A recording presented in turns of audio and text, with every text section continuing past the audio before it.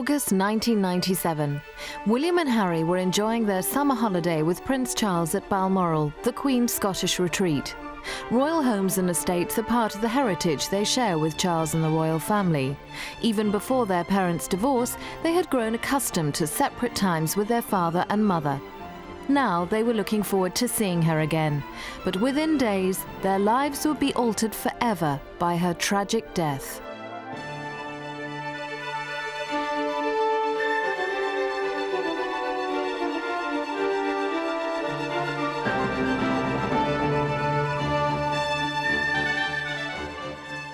William and Harry were left with treasured memories of a wonderful mother. Diana had enriched their childhood with experiences and adventures beyond those of any previous royal generation.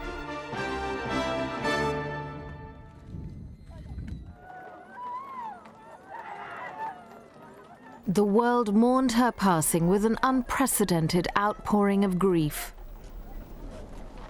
Millions of comforting tributes helped give William and Harry the courage to face the ordeal of her funeral. Diana's brave young princes walked with pride and dignity behind her coffin on its solemn passage to Westminster Abbey. It was their own decision. I think it was very interesting on the day of her funeral when they walked so solemnly behind her coffin with their father and their grandfather and their uncle, to see how the younger boy, Harry, in a way carried himself with a great deal more presence and conviction than the older boy, William, whose head was bowed almost virtually throughout, and clearly they both felt it equally. But Harry, the younger one, seems in some ways a tougher character. Also, interestingly, she was very consciously training up Harry, the younger one, as a sort of support system for his brother, because she knew from what she'd seen and herself lived through that life was actually going to be tougher for William. He was going to be the one in the focus the whole time. It would be quite tough for Harry, but he wasn't center stage. And touchingly, they're very close, those two boys, and I think one thing their mother had achieved, although her work was interrupted, was to make them a mutual bonding, that be able to help each other out in situations like that in the future. Her children's flowers reminded the watching world of their dreadful loss. There would be no more whitewater rides, trips to theme parks, or holidays in exotic locations. Diana had refused to bring up her sons hidden away in palace nurseries and schoolrooms. She had opened up for them a world unseen by earlier royal children. On visits like this to Niagara Falls, they saw, learned, and explored as Diana prepared them for the duties their royal birth would demand in adult life.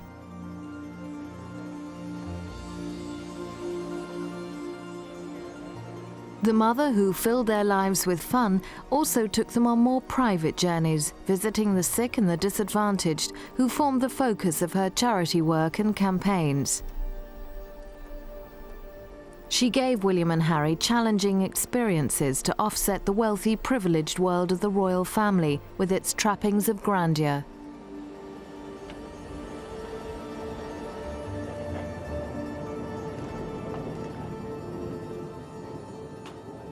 Diana was the most tactile and demonstrative of royal mothers. She missed her sons badly when foreign tours kept them apart. Ignoring protocol, she would run ahead of Prince Charles, unable to contain her delight at being reunited with her boys after the inevitable absences created by royal duties. She once said, "We have an obligation to care for our children, to encourage and guide, nourish and nurture, and to listen with love to their needs in ways which clearly show our children that we value them. They, in turn, will then learn how to value themselves."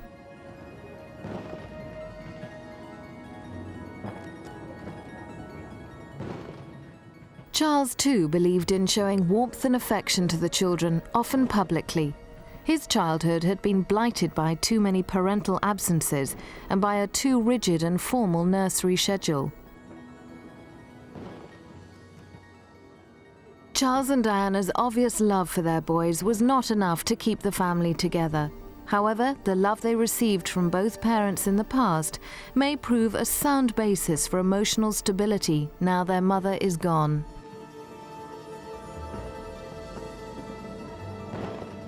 There is no substitute for affection. for those children, and I think they've had a really good grounding of it, despite the traumas that they've been through so young. Some people say she almost smothered them when they were little, but because her marriage wasn't working, she put all her emotions and love into those two children. And anyone else that intruded on her space as a mother, she didn't like. Diana was aware of the royal traditions her sons would grow up with, but she also wanted them to be modern boys, streetwise in appearance. Seen on many happy family outings with their mother, their casual look was in keeping with a more ordinary childhood. When royal duty called, their appearance had to reflect the more formal side of their upbringing. Within their blood runs 1,000 years or more of British royal history. They are the next generation of one of the world's most famous families, who have been trained from the cradle to behave well in the public eye. In 1985, they joined their parents on Britannia for a cruise after Charles and Diana had made an official visit to Italy. William, then nearly 3, had already learned how to perform as a junior royal. Harry would follow in his footsteps, but without the pressure of being heir in line to the throne. Charles used to have a bath with William. There's one lovely story that Diana told about she couldn't find them anywhere, and eventually she went in the bathroom and there they were with all these enormous bubbles everywhere, sort of singing and playing. Charles is like a new man father.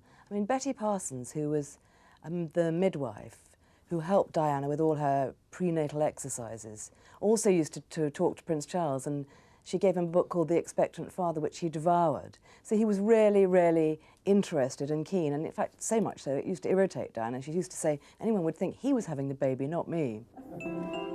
Prince William was born on June the 21st, 1982, less than a year after his parents' wedding. Diana was almost 21. His christening in the ornate setting of Buckingham Palace underlined his special position.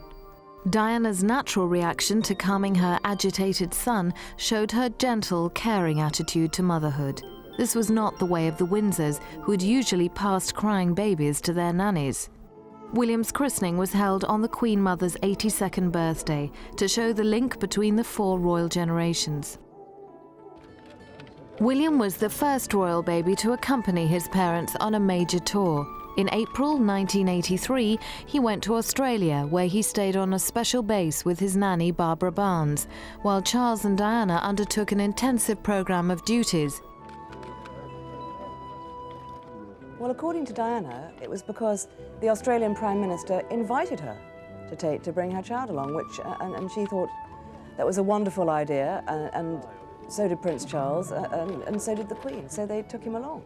I mean, he wasn't with them all the time. And she also said it was a great help because it gave her something to talk about when she met all the crowds, and she could talk about William and what he was doing, and you know, he was just beginning to crawl. So it was a great bonus.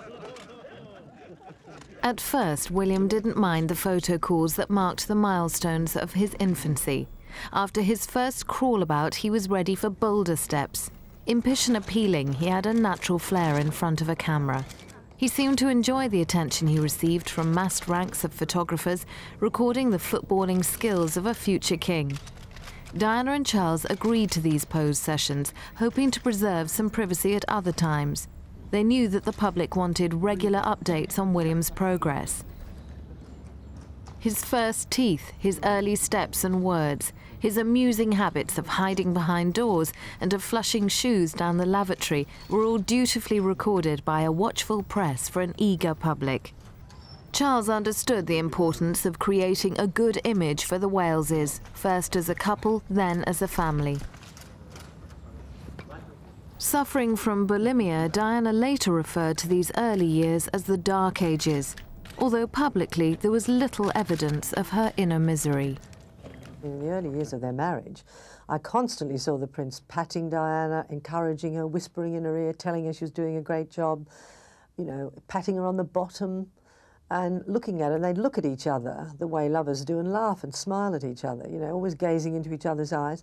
There's no doubt about it. They were a great couple in the beginning. The summer of 1984 marked a period of relative contentment as they awaited the birth of their second child. Diana knew from her doctors that the baby would be a boy, but she kept Charles in the dark. When Harry was born on September the 15th, Charles was said to be disappointed that his second son wasn't a girl. Behind the glowing pride of a radiant young mother was a troubled princess facing the disintegration of her marriage, just as her family life should have been blessed and happy. Despite their growing friction, Diana tried to share some of her husband's pastimes, making them family occasions for their sons to enjoy. Her affection for her children was always evident. She once said, "Hugging has no harmful side effects. If we all play our part in making our children feel valued, the result will be tremendous." William and Harry were introduced early to polo. At these matches, Sarah Ferguson, daughter of his polo manager, was often present. Soon she would become the Duchess of York, mother of their younger cousins, and a loving aunt to the royal princes.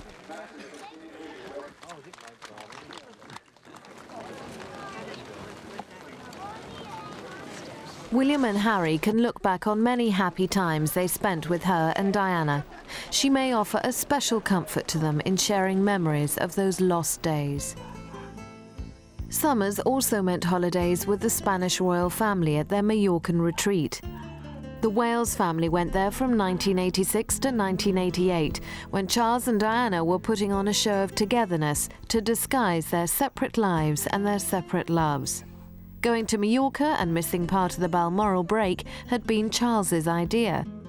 Although King Juan Carlos and Queen Sofia and their family were warm and hospitable, Diana felt ill at ease. Parental tensions were running high, but the young princes were already adjusting to their situation and their exalted position, where they were constantly photographed and commented on. William and Harry were growing into well-behaved youngsters who knew that princes were expected to be perfect in public. All the royal children have the most perfect manners. Partly because they have the best choice of nannies to start with. And William, when he was a little boy, I remember Barbara Barnes saying, he used to open doors for women and say sir to gentlemen. That's when he was 8 years old, for goodness sake. They have beautiful manners, and they are very considerate to other people, which is something you perhaps don't get so much in ordinary children. Of course, there were rare lapses, and the culprit would be quickly and firmly pulled back in line. Diana's boys adapted quickly to school life, starting at a kindergarten where they mixed well with other children. Like their father, both boys showed a talent for the stage. They were allowed to play on Granny's fire engine at Sandringham, in their best clothes. The boys were at ease with their father, even when he was nursing a painful broken arm. There were many endearing moments when Charles welcomed their company and their inquisitiveness. Harry's parents felt that second-born should never mean second best, and Diana called him a complete joy. While William was more tuned into Diana's wavelength, Harry was always very close to Charles. In a conversation I had with the princess not long before she died in Kensington Palace, she did bring up the question of her concerns for Harry, in that William would always be the one, the centre stage one who was going to be king. She was worried, for instance, rather touchingly, I thought, that William would get all the girls. All the girls would go for Wills, and poor Harry, who's only a couple of years younger, would be left out. And so she was already kind of taking steps to try and make sure that they were treated equally, even though in royal standing terms, William would always be number one. As Charles and Diana grew apart, her sons became her gentlemen escorts for some evening engagements. Diana loved to show off her handsome boys, and they were thrilled to be seen with their glamorous and stylish mother. By now, their royal training enabled them to cope with more adult occasions.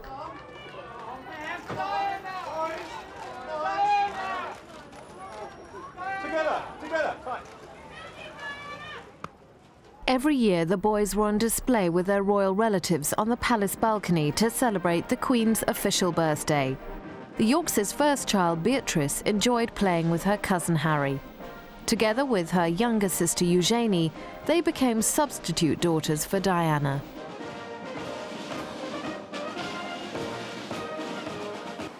She never had the little girl she wanted, but she resisted the temptation to mollycoddle her sons. Diana encouraged their boyish preferences for sports, such as skiing, go-karting, rafting and swimming. While hunting and shooting remained their father's territory, water sports were provided by a series of sunshine holidays with their mother. Differences between the two boys' personalities began to develop. William was the quieter, more intuitive. Harry, the more mischievous. Life is going to be much tougher for him than it is for Harry, because he's going to be the future king after his father. He's going to be the centre of attention. And I know Diana worried about that, and she was training up Harry as a kind of support system for his brother. They are very close.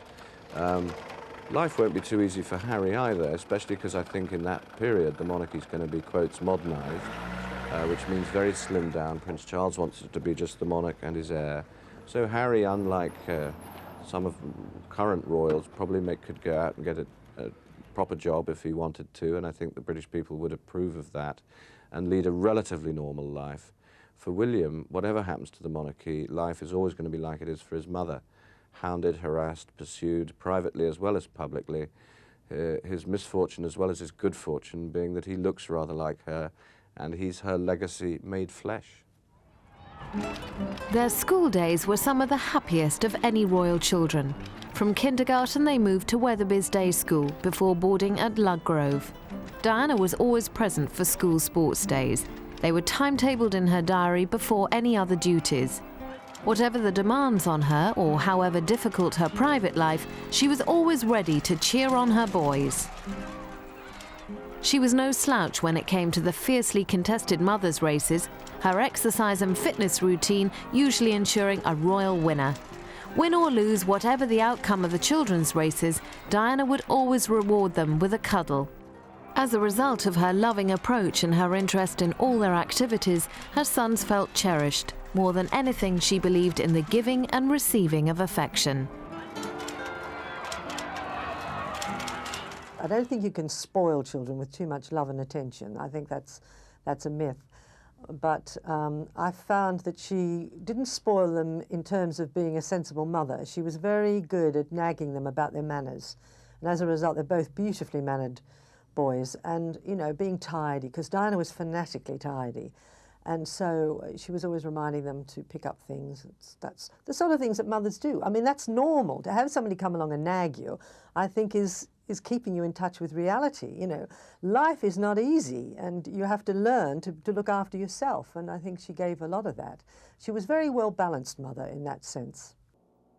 To achieve her objective of well-adjusted children, Diana allowed them to follow some distinctly non-royal pursuits. Racing buggies in America was considered dangerous and not in keeping with the House of Windsor's constrained attitude to child-rearing. Diana was sometimes criticised for lavishing too many treats on her children, too many trips to theme parks or too many expensive holidays. She may have overcompensated for the missing stable domestic background that she had sought to provide and had failed. Diana was also accused of upstaging her husband by her displays of affection and by her action-packed adventures, which made him look a stuffy, uncaring father.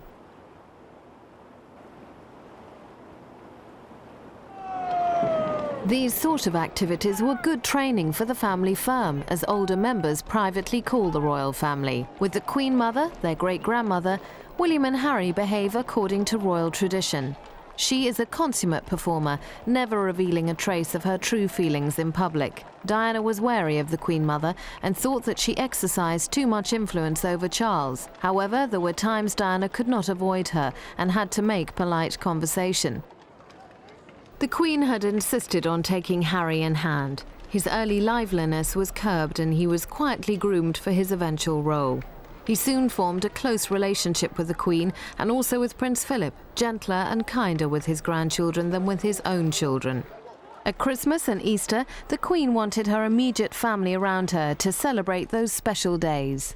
The Queen's always played a very important role with William, and Diana told me that William gets on very well with his grandmother, and she was delighted about that.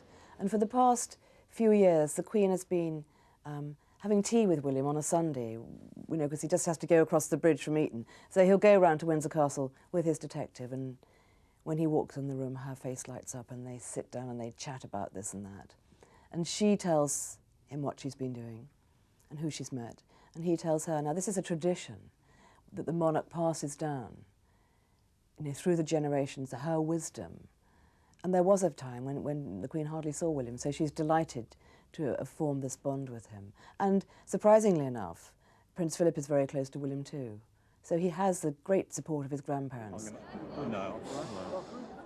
Those family gatherings helped build what Diana called platforms of mutual affection, which will help William and Harry through the inevitable feelings of bereavement and what might have been. The royal family will have to cope with anguish and despair, which may return when triggered by places and events. The boys may turn to their older cousins, Princess Anne's children, Peter and Zara Phillips, who loved their Aunt Diana and also have happy memories of her good humour and her kind heart. But Peter and Zara are different. Much further down the line of succession, they will be allowed to have freedom in their choice of careers, while William and Harry have a narrower path ahead. Their mother, who was such a dynamic force in their lives, had tried to raise her sons in an imaginative way for a new millennium and a new style of monarchy. She wanted them to feel a sense of unity with ordinary people. Now her work will have to be completed by the family she sought to change.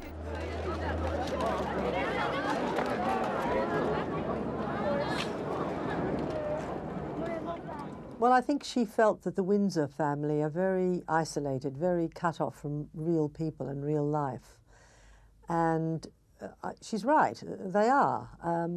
You know, how often do you see Prince Charles in a supermarket? Does he know the price of a pint of milk? I'm sure he doesn't, and probably doesn't even know how to put petrol in his own car.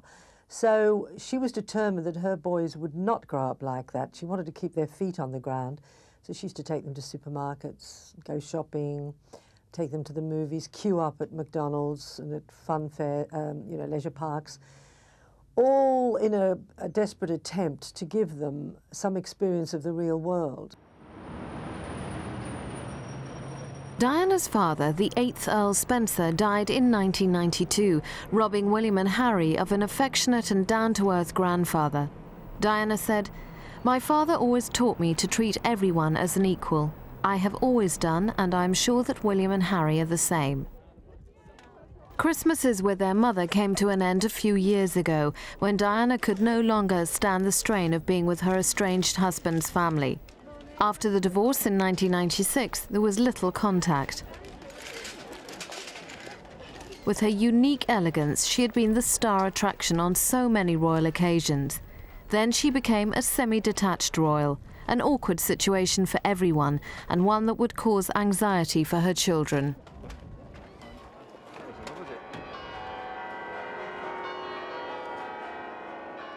Yet it was Diana who instilled much of the basic royal training into her sons. The royal family benefited from her huge popularity, which was also being passed on to William and Harry. She taught them how to behave on walkabouts, how to shake hands, receive flowers, and how to conduct themselves under the spotlight. They simply had to follow her example.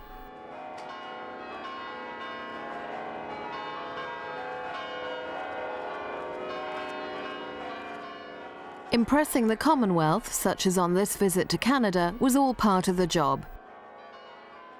There is little doubt that Diana was used to enhance the prestige of modern royalty abroad. She had been the jewel in the crown, a shining, charismatic woman who had made the House of Windsor look stale. She desperately wanted to keep the best of its traditions while bringing it into line with a world ready to enter the 21st century.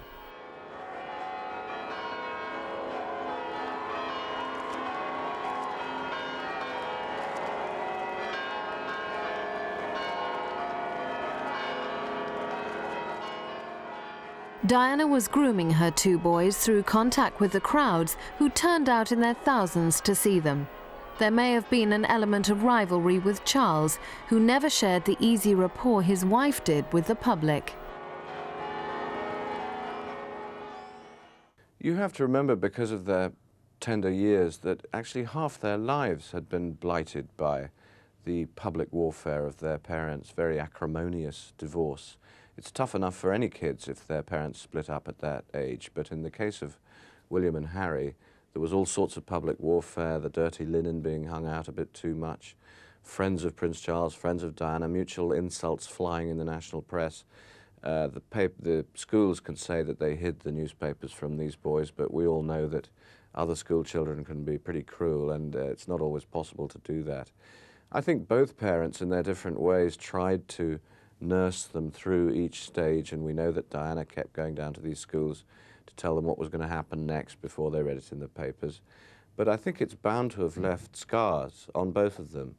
And it would be surprising if William and Harry, in their different ways, didn't grow up without certain emotional problems that any children who'd been through that at that age would have. In public, Charles and Diana were obliged to put aside their differences and appear united. However, unity was short-lived, and even when visiting their son's school, Ludgrove, they would travel in different cars.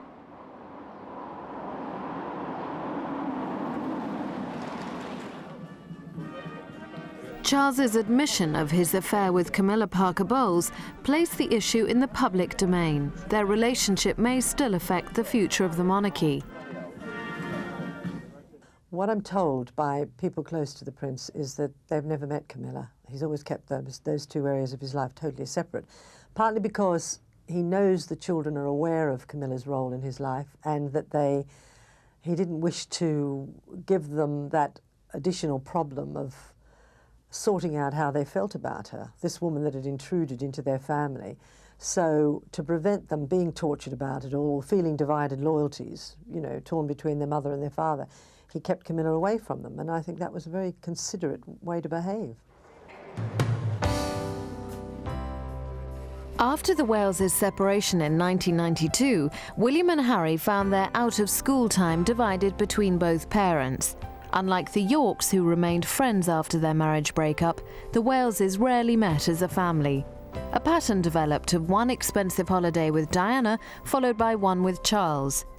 Ski trips at upmarket resorts such as Lech in Austria with Diana and Klosters in Switzerland with Charles in the winter would be followed by exclusive Caribbean retreats or cruising on luxurious yachts in the summer. Charles and Diana vied with each other to give their sons the best times, the most fun. It is a picture well known to many children of split families, and it was one that led to suggestions that William and Harry were being spoiled materially. Well, I think it might appear to us that they're spoiled because they seem to have everything. Very difficult not to. I think any child of divorced parents is spoiled. You can't help it because the father gives them one thing and the mother gives them another, and it sort of almost subconsciously can become a competition. If they competed for the love of their children, it was like all divorced parents. When holidays come around, they both try to give them great treats. Well, for instance, you know, that is the fantastic advantage of having a broken home. You get 2 lots of presents at Christmas, you get 2 lots of holidays. So it's not all bad, you know. For instance, the last year Diana was alive, the boys went on safari with their father, and shortly afterwards, or around the same time, they went to Barbuda in the Caribbean with their mother. Well, that doesn't sound bad to me. A private holiday, particularly in a ski resort, soon became a press circus with 3 unwilling performers. To keep the peace, the royal party obliged with some controlled performances.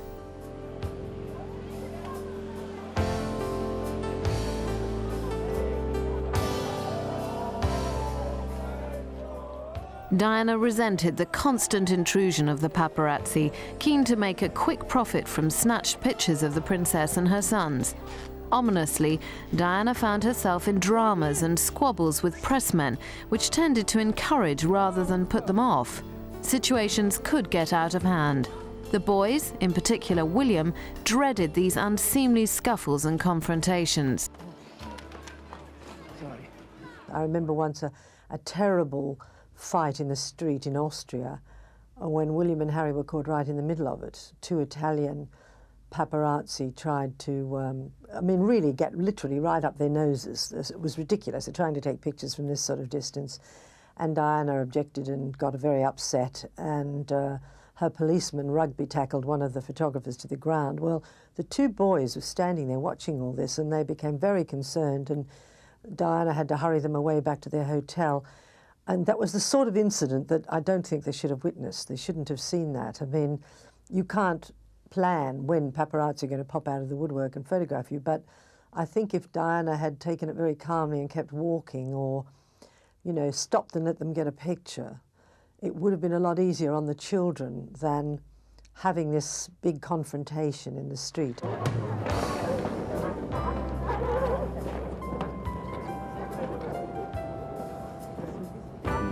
Excuse me. Could I ask you to respect my children's space? Yes, sir. Because I brought the children out here for a holiday. We've had 15 cameras following us today. As a parent, I want to protect children.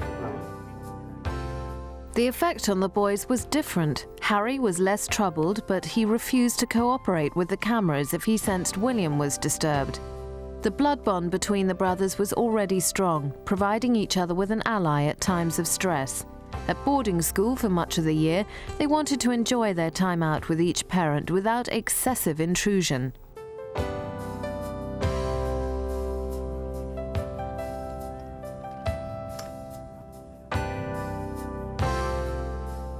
William began hiding his face in his hands. He was no longer the little boy who readily played at photo calls, but an anxious teenager needing space and privacy. He found little of either. He doesn't like the spotlight, hates publicity, hates facing cameramen. And I think that's largely because he saw his mother involved in so many scuffles in the street with photographers, especially foreign ones, continental ones. William's problems with cameramen are so bad now that they've become a serious worry to the Queen. I remember talking to Diana about this once and saying, you know, she said, oh, William doesn't like being photographed. And I said, well, I'm sorry, it goes with the job. If you're going to be a king, you've got to be photographed. She said, oh, you're very hard. And I said, well, I think I'm just being realistic. You know, the sooner William gets accustomed to photographers, the better it's going to be easier for William. This was advice the Queen Mother would have approved of. Always at ease in public, on her 95th birthday she kept William close by her, perhaps signalling her hopes for the monarchy through the teenage prince. She may have hoped that her confidence would rub off on the sensitive young boy. Prince Charles decided to drive William back to school. We thought, well, it's not often you get Charles and William together. This is going to be a fantastic picture. And when William had to come out of the clubhouse and kiss his grandmother goodbye and walk out, he walked out backwards so we couldn't see his face. I mean, I don't know how he did it, but he guided himself backwards, walking backwards towards the cameras. And then he leapt into the car and hid down in the well of the passenger seat, crouched right down, with his, all we could see was his back. I said, oh, William, this is ridiculous, you know, what stupid behaviour for a future king. Anyway, Prince Charles was waving and smiling, and he could have done with some help from his son. If his son had waved and smiled beside him, that would have helped Prince Charles's, you know, poor image quite a bit. But no. So Prince Charles drove off with this ridiculous situation of his son hiding and Prince Charles waving to everybody. And that's how he took him back to school. Diana included friends of her boys on their holidays and outings. Sometimes she took the children of her staff, another change in royal policy, and one designed to keep William and Harry in touch with the real world. Her own need for freedom and to break away from protocol was evident. She had found palace restrictions suffocating and archaic. Diana was a very modern mother, one whose boundless energy and mischievous sense of humour will be dreadfully missed by her sons.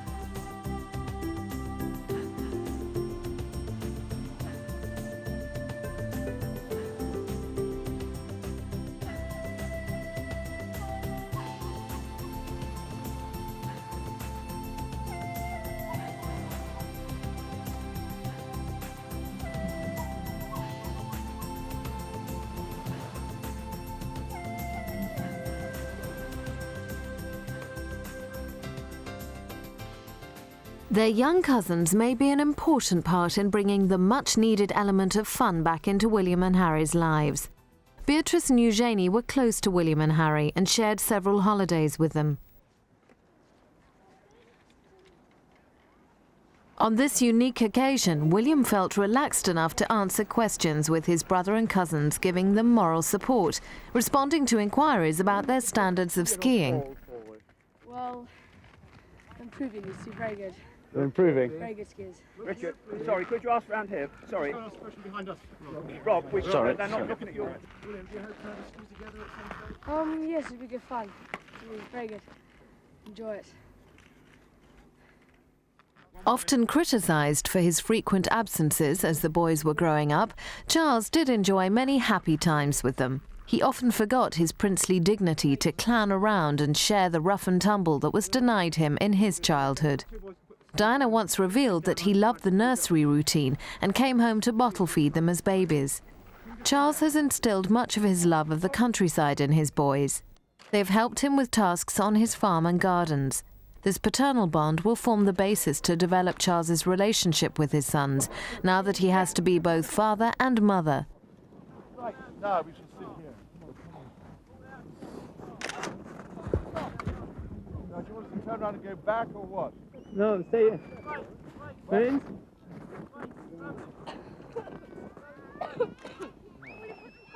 There will still be times when the boys need the guiding feminine touch of an elder sister figure rather than a mother substitute.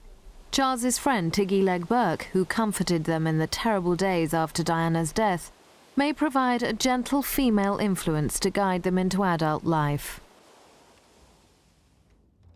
William joined Eton College in 1995. It's now a kinder, more supportive school than in days gone by. Charles and Diana were in complete harmony over their sons' schools. Charles chose Eton because he had hated his own school, Gordonston, so much. Eton College was also a place where generations of Diana's family had been educated. It also allows William easy access to nearby Windsor Castle, where the Queen often spends her weekends. William is exactly like his father, very reserved, very thoughtful, conscientious. You know, he even sounds like his father now that his voice is broken. You'd swear you're listening to Charles. So, you know, he looks like his mother, but he's his father's son. Harry doesn't suffer so much. Harry's rather thick-skinned. He's very like his mother.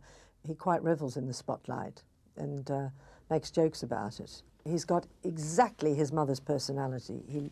He's very exuberant, very lively, fun-loving. Nothing phases Harry. Diana often took the leading role with her elder son. She was guiding him towards his destiny as king. She wanted the monarchy to survive, modernised and in touch with its people, for William to take the throne in adult life. She believed she would never be queen and doubted that Charles would become king. She poured her hopes and ambitions into William. He was, you know, barely 10 years old when she started revealing how she felt in front of him. And I think as a result, William's matured very fast. He's much more mature than most boys of 15. But that's also perhaps because of the daunting burden that lies ahead of him, the monarchy. And when you're 15, you might want to be a rock star or a nuclear physicist. You don't want your life mapped out for you.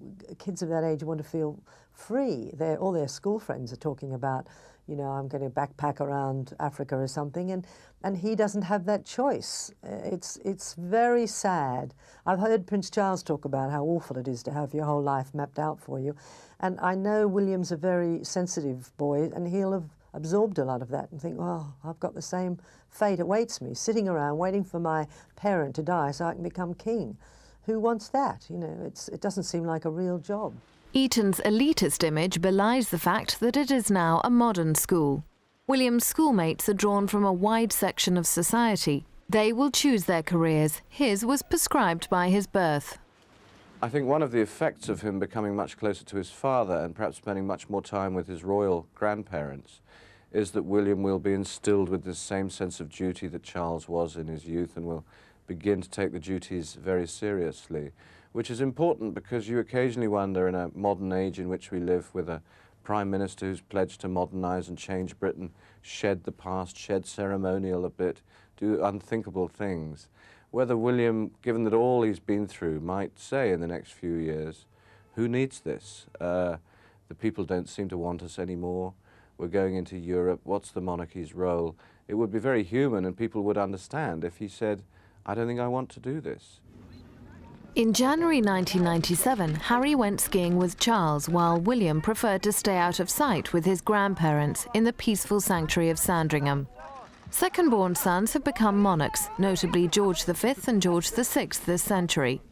Although history often repeats itself, Charles and Diana wanted Harry raised as a support to his brother. Diana felt that William will come to the throne earlier than many expect. William is being groomed for his burden, while Harry can have more freedom ahead of him. Thank you. All right. Thank you very much. Thank you, sir. Thank you, Harry. Thank you. Well, I hope that Harry is left alone by the press to explore life a bit during his youth and early years, and perhaps not to perform the traditional royal role of launching ships and unveiling plaques and living off the state and being a bit miserable, living in the goldfish bowl with strains on whatever marriage he makes. Maybe he could just go out and get a proper job. William's confirmation in March 1997 was the last occasion the Waleses were together publicly as a family. His proud mother had already taken him to the threshold of adulthood. Through her, he had grown wise beyond his years.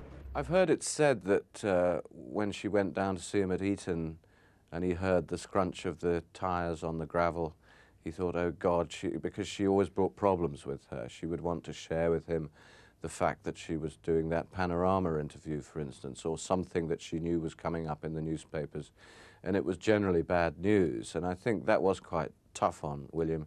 Harry was really too young, perhaps, to be included in some of that. By the end of her life, the unexpected end of her life, William did seem to have become a kind of senior advisor to his mother.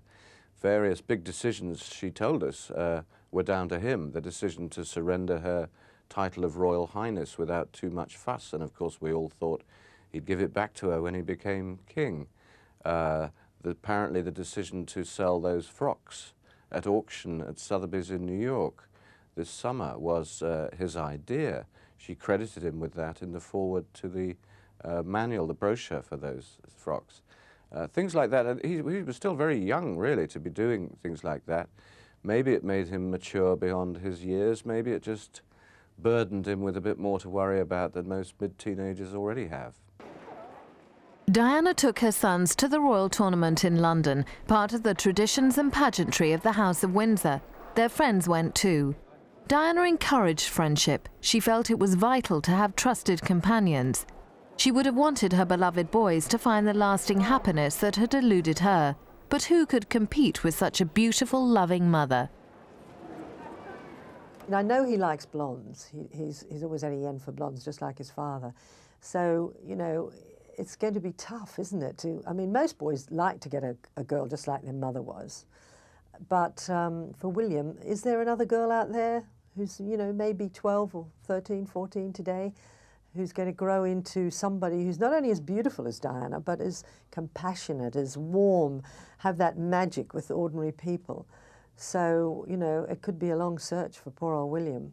Let's just hope for both their sakes that those boys are given the freedom to make marriages that really work, find girls that they really care about, who really care about them, who are prepared to put up with all the inconveniences of being royal, as well as the considerable perks and home comforts of being royal, but above all that these marriages don't end in divorce like their parents, like so many royal marriages recently, because of the strains and because of the people in the House of Windsor being so cold to the people that marry into it. I think Diana's left enough with those boys for that not to be true of them.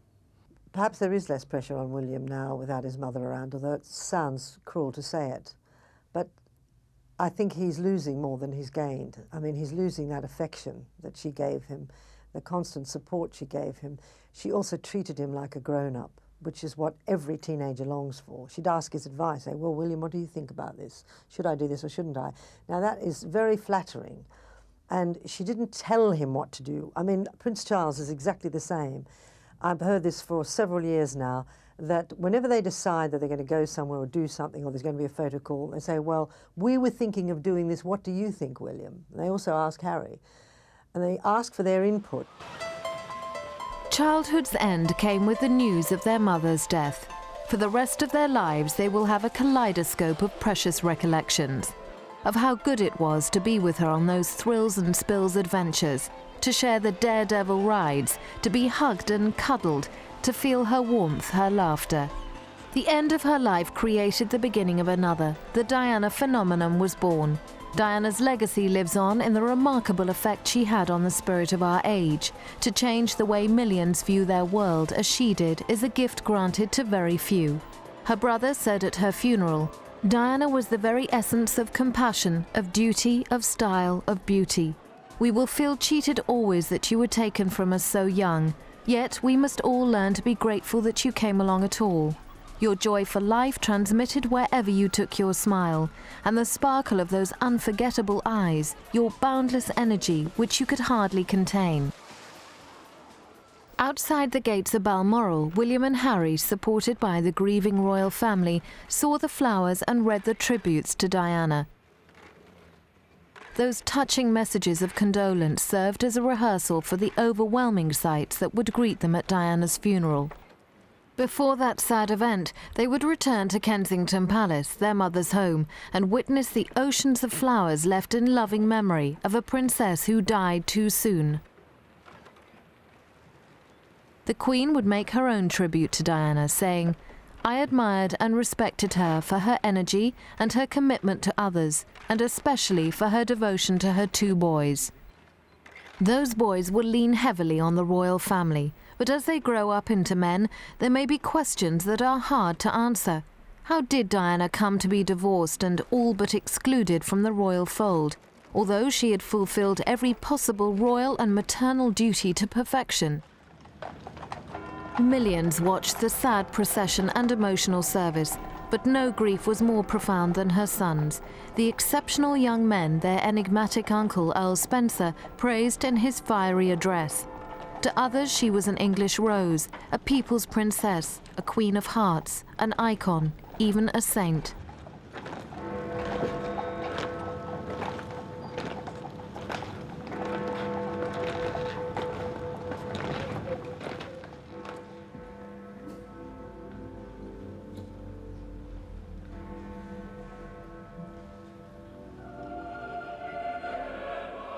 To William and Harry, Diana was simply their mother, and they will never totally get over their loss. Over her coffin, Earl Spencer vowed that Diana's blood family would protect her sons from the excesses of protocol and press harassment. Charles will share his belief that William and Harry should not be totally immersed in duty and tradition, and that their souls should sing openly as Diana planned. He will continue her task of raising their sons to independence and maturity. It will not be easy.